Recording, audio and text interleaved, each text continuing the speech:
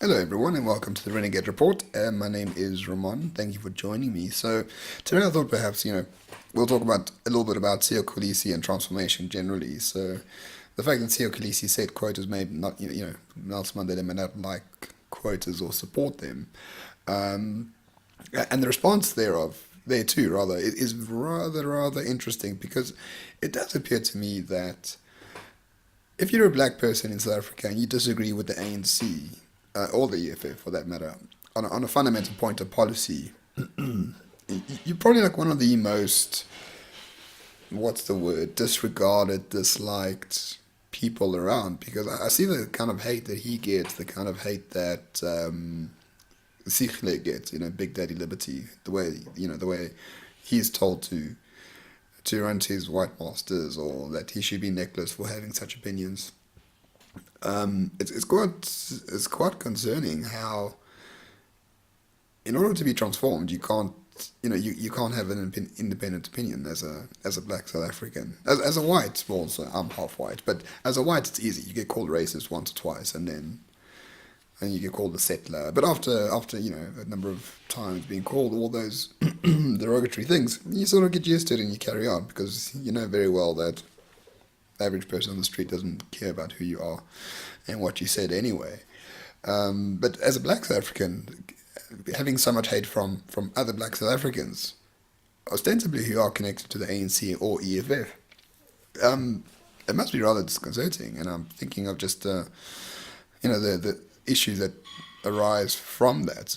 Like for now, I think someone like Siya Kolisi could be someone that could be a role model for many people. He came from nothing to become the captain of the Springbok rugby team. He has mastered rugby. He's extremely competent. He's a good player as far as I'm aware. And now he's told to shut up because he has the wrong opinion.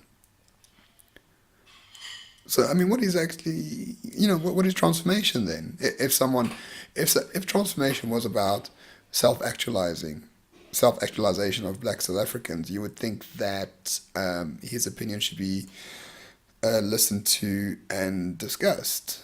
But they're not discussing his opinion. They're just telling him that he's completely wrong and he should be ashamed for saying such things. So transformation does not seem to be about being an individual. Transformation is actually about a sort of monoculture that strips autonomy, that strips individualism from, in this case, black South Africans, trying to create a sort of weird slave class where ANC policy is dogma, is like the Ten Commandments, and if you're against that, you're a Satanist or someone who deserves to burn in hell forever.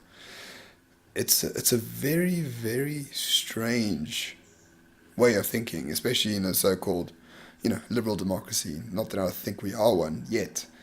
But maybe soon we will be one, though I do have my doubts about that, I'm afraid to say. So yeah, it's a transformation, as I said just now. It's an attempt to create a monoculture without autonomy or independence, or freedom of thought or freedom of speech, by any means. It seems like it's a good word to use to impose totalitarianism. So let me know your thoughts. Cheers.